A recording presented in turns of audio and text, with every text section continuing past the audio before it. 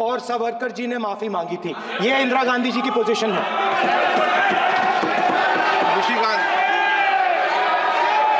एकनाथ शिंदे जी वो बोलेंगे, महाराष्ट्र के ज्यादा सावरकर जी को जानते हैं, तो ये आपको पता चलेगा कि आप बोले, बताएं आप।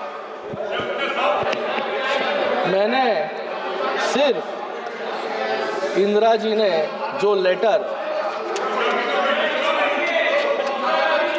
सेक्रेटरी को, पंडित बाखले सेक्रेटरी जो सावरकर राष्ट्रीय स्मारक के सेक्रेटरी है, उनको जो लेटर लिखा था, वो लेटर को कोट करने का काम जो है मैंने किया है। वहां पर कुछ भी सवाल उनको मैंने पूछा नहीं, ये बताने का काम उनको मैंने किया था। और जो आप अच्छी डिबेट करो संविधान पर, क्या है? देखो हम लोग संविधान पे ही बात कर रहे हैं सर। उठ के मत जाओ, सुन नहीं रहे आप ऐसे नहीं, आप मुझे बोलिए सर। सर कंटिन्यू करूं? आप कंटिन्यूस करो। आज मैं इस सदन में एक महत्वपूर्ण घटना है। यहाँ पर संविधान के बारे में कंटिन्यूसली हाथ में बुक लेकर लोकसभा के वक्त फेक नैरेटिव फैलाने का काम इन्होंने किया।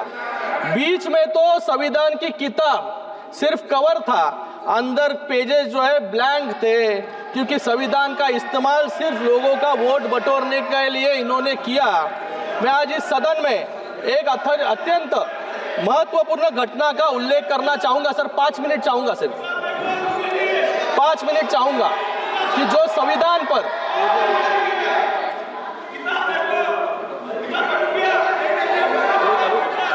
ये यहाँ पर संविधान के बारे में लोकसभा से डिबेट कर रहे, संविधान खतरे में है, संविधान खतरे में है। लेकिन संविधान किसके राज में खतरे में था, ये मैं बताना यहाँ पर चाहूंगा। एक घटना का उल्लेख करना चाहूंगा जो हमारे संविधान और न्यायपालिका के इतिहास पर गहरी छाप छोड़ता है। मैं बात कर रहा हूँ इलाहाबाद हाईकोर्ट के जस्टिस जगमोहन लाल सिन्हा जी की, जिन्होंने 1975 में इंदिरा गांधी जी को चुनावी भ्रष्टाचार मतलब इलेक्टोरल मैल प्रैक्टिसेस के लिए अयोग्य ठहराने का ऐतिहासिक निर्णय दिया। यह फैसला न केवल साहसिक था, बल्कि न्यायपालिका की स्वतंत्रता और संविधान की रक्षा का प्रतीक भी था। लेकिन इस फैसले को रोकने के लिए कैसे कैसे असंवैधानिक, जो यहाँ पर संविधान के बारे में बात कर रहे हैं, असंवैधानिक हथकंडे अपनाए गए, ये सुनकर आप सभी लोग हैरान रह जाएंगे। जस्टिस सिन्हा को देहरादून से फोन आया और ये फोन खुद इलाहाबाद के चीफ जस्टिस का था। उन्होंने कहा कि ये गृह मंत्रालय के अतिरिक्त सचिव पीपी नायर ने उनसे मुलाकात की और फैसले को जुलाई तक टालने का दबाव बनाया। ये रिकॉर्ड्स पर है, रिकॉर्ड्स पर है। अरे मैं खुद नहीं बोल रहा हूँ, सबके साथ में सामने ये रिकॉर्ड्स पर है, आप रिकॉर्ड देख लीजिए।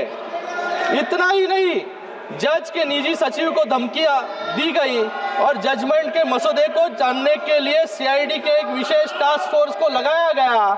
ये घटना कांग्रेस शासनकाल में न्यायपालिका पर दबाव और संविधान की हत्या का स्पष्ट उदाहरण जो है ये है। ये होता है लाचार सिस्टम जो कांग्रेस ने बना दिया था आपातकाल में, जिसमें ना विपक्ष सुरक्षित थे, ना जनता और न इस देश के जज भी सुरक्षित थे। मुझे यहाँ पर कुछ और भी बातें रखनी थी, लेकिन यहाँ पर समय के कारण मैं अपनी बात संक्षिप्त में खत्म करना चाहूँगा। हमने संविधान संशोधन के माध्यम से one tax one nation one tax यानी जीएसटी लाया, महिलाओं के लिए आरक्षण लाया, ओबीसी कमीशन को संवैधानिक दर्जा दिया, एक अलग एसटी कमीशन बनाया और आर्टिकल 370 को हटाने का काम भी हमने किया, शिक्षा का अधिकार लाया। और आपने क्या किया, आपने 9th शेड्यूल लाके, जिसका क्या उद्देश्य था कि सभी काले कानूनों को लीगल बनाने के लिए जो है आपने आर्टिकल शेड्यूल 9th लाने का काम यहाँ पर किया।